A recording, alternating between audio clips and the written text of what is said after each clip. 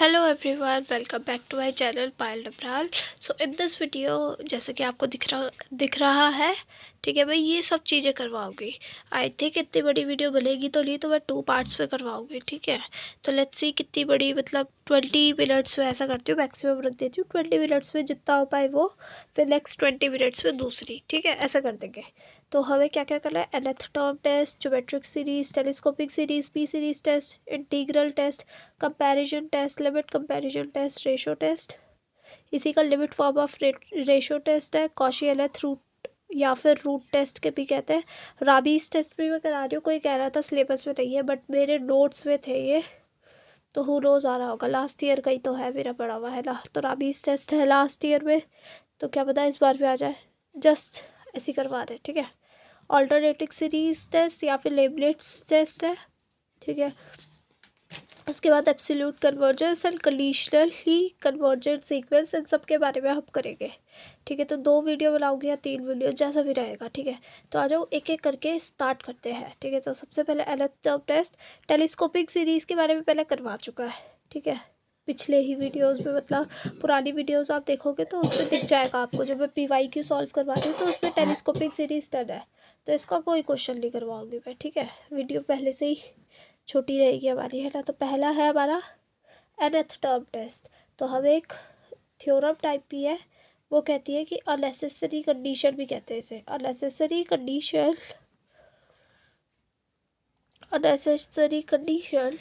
For the convergence of an infinite series, या फिर हम इसे कहते हैं nth term test.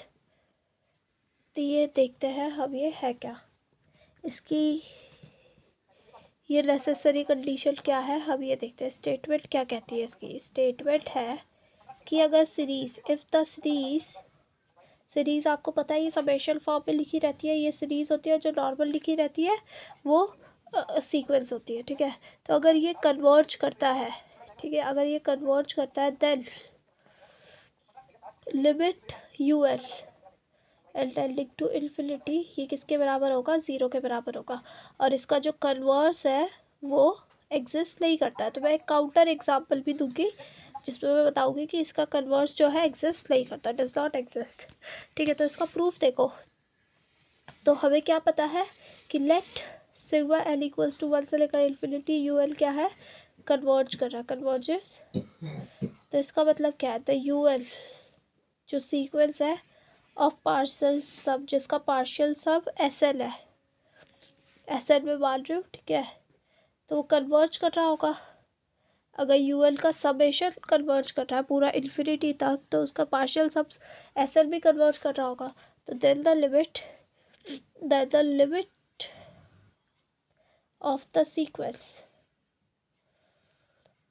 Limit exist करेगी सीक्वेंस की। अब मैं कह रही हूँ limit L tending to infinity, S L क्या है?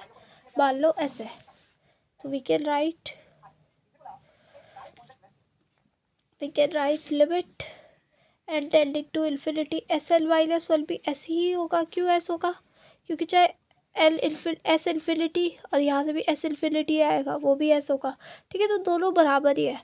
मतलब मैं कहूँ कि 1000, मतलब 1000 तक मैं सब निकाल रही हूँ, ठीक है, उसकी लिमिट निकाल दी, और 1000 बनता, तो कोई ज़्यादा डिफरेंस नहीं होगा, इसलिए आप कह रहे हैं सेम है, ठीक है। मैंने कहा सेम है। सॉरी, वीडियो बहुत वो हो रही है ना, डिस्टर्ब्ड है ना।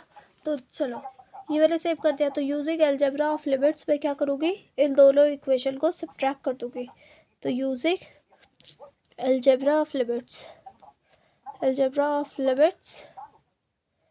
In this is 1, this is 2, in 1 and 2, ठीक है।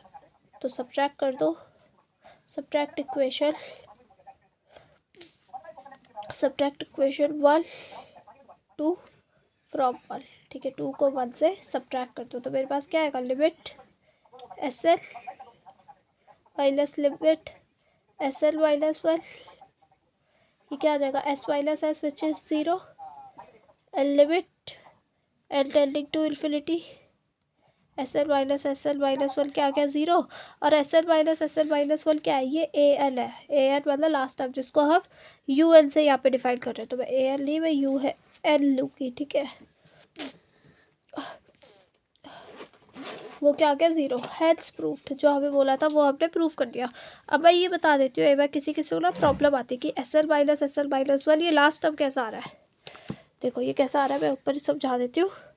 एस एल मतलब क्या है, sum of N terms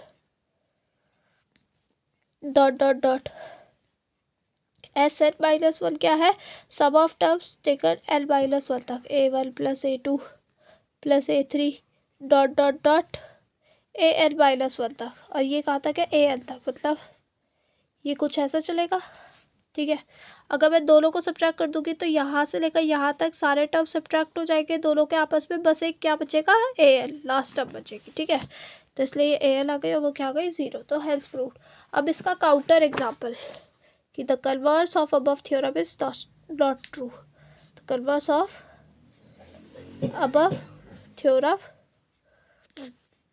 need not to be true, need not to be true, ठीक है। ज़रूरी नहीं है कि वो सही होगा, ठीक है। तो देखो मैंने एक सीक्वेंस ली, सीरीज ली मैंने एक यू एल जिसमें है 1/√L, ठीक है। अब ये क्या है, 0 के बराबर है, ठीक है, ये 0 के बराबर है, और एस एल क्या है हमारा 1/√2 plus 1/√3 plus dot dot dot plus 1/√L। और आपको पता है ये 1/√L जो है पी टेस्ट, अगर हम देखें पी टेस्ट कहता है कि अगर सिग्मा वाला पावर में एल की पावर पी है, ये कन्वर्जेंट होगा अगर पी की वैल्यू 1 से बड़ी है, डाइवर्जेंट होगा जब पी की वैल्यू 1 से छोटी है। तो यहाँ पे पी की वैल्यू क्या है, हाफ है, जो कि 1 से छोटी है, मतलब ये डाइवर्जेंट है। यहाँ पे कन्वर्जेंट आती है, यहाँ पे डाइवर्ट, तो ये डायरेक्टली डाइवर्जेंट है, ठीक है। तो मैं कह दूँगी कि यू एल जो उसका लास्ट टर्म है वो तो 0 है, but S L diverges, S L क्या कर रहा है, डाइवर्ज कर रहा है। तो समझ आया इसका counter example. So counter example is easy. अब इसका हाँ कोई एक क्वेश्चन ले लेते हैं, मेरे पास है तो नहीं क्वेश्चन, चलो मैं ढूंढ के करवाती हूँ, ठीक है। अभी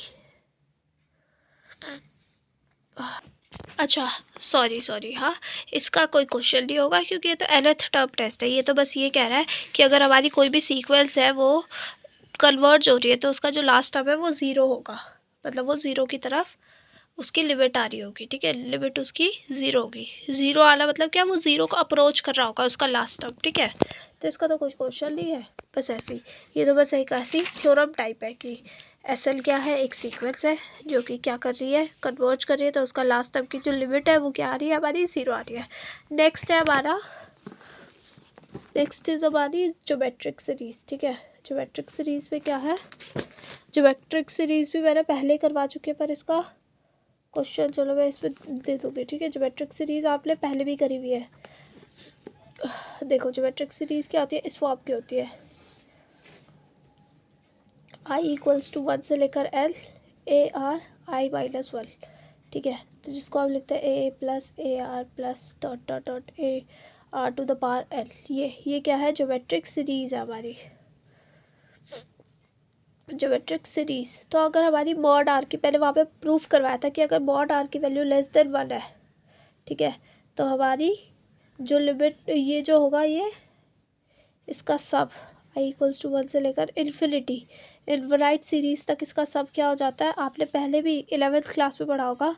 इनफाइनाइट ज्योमेट्रिक सीरीज का सब क्या होता है, ए अपॉन में 1 माइनस आर, जहाँ पे ए जो होता है फर्स्ट टर्म होता है, आर होता है हमारा कॉमन रेशियो, ठीक है। और अगर मॉड आर हमारा ग्रेटर देन 1 है तो ये डाइवर्ज करेगा, ठीक है, इट डाइवर्जेस, ठीक है। नेक्स्ट इसके क्वेश्चंस देखती हूँ मैं।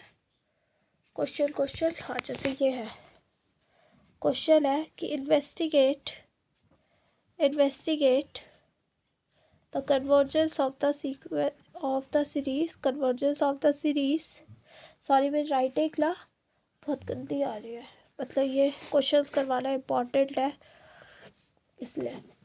तो ये हमें बता है कि ये जो है इस सीरीज़ का कन्वर्जेंस बताओ कि ये कन्वर्ज कर रही है या नहीं कर रही है।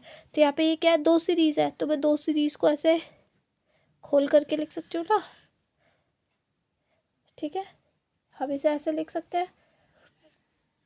अब देखो ये दोनों सीरीज़ जो है ये कन्वर्जेंट है, both the series are convergent, ठीक है। कन्वर्जेंट क्यों है, अब देखो ज़रा ये वाला देखो, पहली सीरीज़ क्या है हमारी, सिग्मा 1/3 3/l, तो ये कैसे होगी 1/3 प्लस 1/3 स्क्वायर प्लस 1/3 का क्यूब, ऐसे। तो इसका जो फर्स्ट टर्म है 1/3 है और आर क्या है हमारा 1/3, आर भी 1/3, आर कॉमन रेशियो होता है, वो कैसे निकालते हैं, सेकेंड टर्म अपॉन में फर्स्ट टर्म, सेकेंड टर्म ये रही अपॉन में फर्स्ट टर्म, तो क्या आ जाएगा 1/3 आ रहा है हमारा, तो 1/3 which is less than 1, so it is convergent. Second है sigma 1/5l plus 1/5 square plus 1/5 का cube dot dot dot dot dot dot, ठीक है। तो इसमें भी ए हमारा 1/5 है और आर जो हमारा 1/5 है जो कि 1 से छोटा है, तो ये भी इट इज़ कन्वर्जेंट। ये क्या होगा, कन्वर्जेंट होगा। और इसका सब लिखना आता है ना, दोनों का सब अलग अलग लिखोगे तो क्या होगा, ए फर्स्ट टर्म अपॉन में 1 - r, यही ऊपर ही कर रही हूँ मैं, ठीक है। पहले वाले का सब अलग से निकाल दोगे प्लस दूसरे वाले का सब अलग से निकालोगे, कैसा आएगा, ए अपॉन में 1 - r, r is 1/3 plus 1/5, 1 - 1/5 which is 1/3 upon में 2/3, 1/3 अपॉन में 2/3, ठीक है, प्लस का 1/5 अपॉन 4/5। अब देखो 5 से 5 कैंसिल, 3 से 3 कैंसिल, ये आ जाएगा हाफ प्लस 1/4 विच इज़ 2 से मल्टीप्लाई 3/4, तो 3/4 हमारा क्या आ गया आंसर। तो इस सीरीज़ का मेरा आंसर आ गया 3/4, ठीक है। आई होप सो आप सबको समझ आया होगा और बहुत इजी है ना, बहुत इजी है। इसके क्वेश्चन आप लोग कर लोगे, कोई दिक्कत नहीं। अब देखो एक और क्वेश्चन मैं आपको दिखाती हूँ अपने नोट से, ये क्वेश्चन है, ठीक है। अब इसको डिनोमिनेटर मैंने अलग अलग कर दिया, तो ये अब दोनों सीक्वेंस सीरीज़ जो है वो कन्वर्जेंट है। क्यों कन्वर्जेंट है, क्योंकि पहले वाले का रेशो 1/3 आएगा, आर की वैल्यू जो कि 1 से छोटी है, और दूसरे वाले का भी 2/3 आएगा जो कि 1 से छोटी है, तो दोनों क्या हो गई, कन्वर्जेंट हो गई। तो इनका अब हम सब निकाल सकते हैं ऐसे, देखो इसका तो 3/2 आ गया, ठीक है, 1/2/3, तो ये ऐसे ऊपर आ गया, ठीक है, रेसिप्रोकल हो गया। r 2/3 है ये, तो इसका आंसर 3 आ गया। फिर बस दोनों को ऐड कर दे रहे, तो मेरा आंसर आ गया 9/2। Okay, so this is about geometric series. ये भी डन, ये भी डन, 3 हो गए हमारे, मतलब 3 मतलब कि ये मैंने पहले की वीडियोस में करा रखा है। पी सीरीज टेस्ट, इसकी बस स्टेटमेंट है, मेरे पास प्रूफ नहीं है, सिर्फ स्टेटमेंट है, ठीक है, कि अगर हमारे पास कोई सीरीज़ है ऐसे 1/n⁴p, ठीक है, कोई ऐसी सीरीज़ है, तो यहाँ पे अगर p की वैल्यू ग्रेटर देन 1 होगी तो मेरी सीरीज़ जो है वो क्या होगी, सीरीज़ इज़ कन्वर्जेंट। बट अगर p लेस देन 1 है तो सीरीज़ इज़ डाइवर्जेंट। सीरीज़ क्या आ जाएगी मेरी, डाइवर्जेंट आ जाएगी। तो आ जाओ, इसके अगर मेरे पास क्वेश्चन है मैं क्वेश्चन कर पाती हूँ, ठीक है। ओके, सो इसके क्वेश्चन वैसे ऐसे डायरेक्टली नहीं मिलेंगे कि बताओ कि ये कन्वर्जेंट है या डाइवर्जेंट। ये जो है ये यूज़ होता है कंपैरिजन टेस्ट में, उसमें हम यूज़ करते हैं पी सीरीज़ टेस्ट को, ठीक है। तो जैसे मैंने कहा 1/l⁵, ये क्या होगी, कन्वर्जेंट होगी। कन्वर्जेंट क्यों होगी, क्योंकि 5 है, पी की वैल्यू 1 से बड़ी है, तो ये क्या हो गई, कन्वर्जेंट हो गई। एक मैंने पीछे ही लास्ट क्वेश्चन मतलब अभी करवाया था ना, नेसेसरी कंडीशन, जिसमें मैंने काउंटर एग्जांपल दिया था, तो वहाँ पे मैंने पी सीरीज़ का यूज़ किया था कि 1/√l क्या है, एक डाइवर्जेंट सीरीज़ है। क्यों, क्योंकि यहाँ पे 1/√l का मतलब क्या है, 1/l, n की पावर हाफ, जहाँ पे हाफ लेस देन 1 है, तो ये क्या हो गई, डाइवर्जेंट हो गई। तो हम ऐसे पी सीरीज़ का ना इनडायरेक्ट यूज़ करते हैं, डायरेक्ट यूज़ नहीं करते, ठीक है, इनडायरेक्टली यूज़ हो रहा है, तो पी सीरीज़ भी हो गया। पी सीरीज़ के बाद we are with integral test and comparison test. यहाँ तक मैं चाहती हूँ मेरा हो जाए जल्दी, 5 minutes left. Okay, integral test and comparison test. तो आते हैं हम इंटीग्रल टेस्ट में। Integral test, okay so integral test की ये क्या है डेफिनेशन है कि हम क्या कर रहे हैं, एक सीरीज़ ले रहे हैं ए एल, ठीक है, जो कि नॉन नेगेटिव है। नॉन नेगेटिव मतलब होता है कि इसके जो सारे टर्म्स हैं वो पॉजिटिव है, ठीक है। मतलब जो भी सीरीज़ हम लेंगे जैसे 1/2 1/3 इसके सारे टर्म्स पॉजिटिव ही होंगे, ठीक है। तो इसे बोलते हैं हम नॉन नेगेटिव सीरीज़। और अब हम एक फंक्शन डिफाइन करेंगे इसी सीरीज़ के ऊपर, ठीक है, जो कि कंटिन्यूस होगा, मोनोटोनिक, डिक्रीजिंग होना चाहिए, वो डिक्रीजिंग फंक्शन होना चाहिए, ठीक है।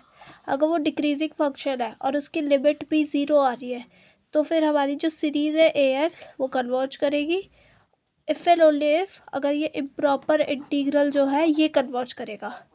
तो अभी ऐसे नहीं समझ आ रहा होगा, एक क्वेश्चन करते हैं फिर करेंगे, ठीक है। और जो सारे PYQ है ना, PYQ में जो क्वेश्चन है वो मैं सारे एक साथ बाद में लूँगी। अभी मैं नॉर्मल करवा रही हूँ ताकि आपको ना अच्छे से समझ भी आए और उसे अप्लाई करना भी आ जाए। जैसे मेरे को इसे इंटीग्रल टेस्ट से प्रूव करना है। क्वेश्चन है कि सिग्मा एल अपॉन में एल स्क्वायर प्लस 10 को मेरे को बताना है कि ये डाइवर्ज कर रहा है बाय यूजिंग इंटीग्रल टेस्ट, ठीक है। तो आई थिंक इस वीडियो में तो इतना ही बना पाओगे इंटीग्रल टेस्ट का। तो आ जाओ, मैंने क्या कहा, एक फंक्शन डिफाइन करो, तो let F X equals to यही फंक्शन है, ठीक है। तो here it is continuous function, it is continuous function क्योंकि ये क्या है, ऊपर भी लीनियर है नीचे क्वाड्रेटिक है, तो ये कंटिन्यूस फंक्शन है, कंटिन्यूस फंक्शन है क्योंकि ये रैशनल है, दोनों लीनियर और क्वाड्रेटिक का। अब मैंने निकाला F dash x. F dash x क्यों निकालते हैं हम, ताकि हम पता कर सके जो गिवन फंक्शन है क्या वो इंक्रीजिंग है या डिक्रीजिंग है या दोनों है, ठीक है। तो मैंने एफ डैश एक्स निकाला, वो क्या आ रहा है, minus x square plus 10 upon में एक्स स्क्वायर प्लस 10 का होल स्क्वायर, ठीक है। अब ये जो है ये हमारा लेस देन 0 देख रहे हैं हम, कहाँ से कहाँ पे है, minus x square plus 10 is less than 0, 10 minus x square is less than 0। तो x कहाँ से कहाँ बिलोंग कर रहा है हमारा, माइनस इन्फिनिटी से माइनस √10 यूनियन √10 से इन्फिनिटी। तो क्या मैं इस फंक्शन को यहाँ से डिफाइन कर सकती हूँ, √10 is nearly 3 point something something, ठीक है, 3.1 समथिंग होता है। तो क्या मैं फंक्शन को 4 से डिफाइन कर दूँ, 4 से इन्फिनिटी तक, क्योंकि 4 से इन्फिनिटी, क्योंकि देखो 4 से अगर मैं आगे जाऊँगी तो ये फंक्शन कैसा होगा, डिक्रीजिंग ही होगा, ठीक है, 4 से आगे डिक्रीजिंग ही होगा। तो अब मैं देख रही हूँ डिक्रीजिंग, तो मैंने देख लिया। अब इसके बाद मैं इसकी लिमिट देख रही हूँ एक्स टेंडिंग टू इन्फिनिटी पे, ये क्या आ रही है, देखो एक्स स्क्वायर ज़रा कॉमन ले लो या फिर एक्स स्क्वायर से डिवाइड कर लो, तो क्या आएगा, एक्स अपॉन में एक्स स्क्वायर अपॉन में क्या आ गया, ये 0 हो गया, ये फिर से 0 हो गया इन्फिनिटी पे, तो ये क्या आ गया, मेरा आंसर 0 आ गया, लिमिट हमारी 0 आ गई। अब ये कन्वर्ज तभी करेगा अगर मेरा इम्प्रॉपर इंटीग्रल, ये जो भी इसका अगर मैं इंटीग्रल लूँ ये कन्वर्ज करे। इसका इंटीग्रल ले लो, अब इसका इंटीग्रेशन करना आता है, नहीं आता तो आ जाओ मैं सिखा देती हूँ। इसका इंटीग्रेशन देखो, यहाँ एक्स स्क्वायर प्लस 10 है, इसको मान लो थोड़ी देर के लिए टी, थोड़ी देर के लिए मान लो इसे T, let X square plus 10 equals to T. तो 2x is equals to D T, 2x dx equals to D T, X D X की वैल्यू क्या आ गई, डी टी अपॉन में 2, बस इसको सब्सटीट्यूट कर दो। और देखो एक और चीज़, जब x की वैल्यू 4 है तो t की वैल्यू कितनी आएगी, t की वैल्यू आएगी 26, यहाँ पे इन्फिनिटी ही आएगा। एक्स डी एक्स के बदले में डी टी बाई 2 रखूँगी और उसके बदले ये 1/t का तो आता होगा ना इंटीग्रेशन, क्या होता है, log of mod T. Mod क्या है, टी की वैल्यू अगर मैं वापस से सब्सटीट्यूट करूँ, चलो रहने दो, या क्या 26 से इन्फिनिटी तक। तो देखो इन्फिनिटी रखो, infinity minus half of log 26 which is infinity he only. तो इंटीग्रेशन का आंसर इन्फिनिटी आ गया, मतलब ये जो सिग्मा एल अपॉन में एल स्क्वायर प्लस 10 है, ये क्या आ गया, डाइवर्ज कर गया ये तो, क्यों, क्योंकि उसकी जो इंटीग्रेशन था वो क्या आ गया, इन्फिनिटी आ गया। So this diverges, hence proved, hence proved. I hope so ये समझ आया हो, ठीक है। और 20 मिनट की मेरी वीडियो भी हो सकती है, ज़्यादा लंबी नहीं बना सकती मैं, तो मैंने यहाँ तक कर लिया। नेक्स्ट वीडियो में आगे चलते हैं, आगे करते हैं, ठीक है। हर एक चीज़ कराऊंगी जल्दी जल्दी, ठीक है। थोड़ी देर और जगह रहो रात पे, मैं सब चीज़ करवा के फिर सो जाना, ठीक है। सब चीज़ क्वेश्चंस वगैरह करवा के, ठीक है, आराम से कल मस्त से पेपर देना। Okay, all the best everyone.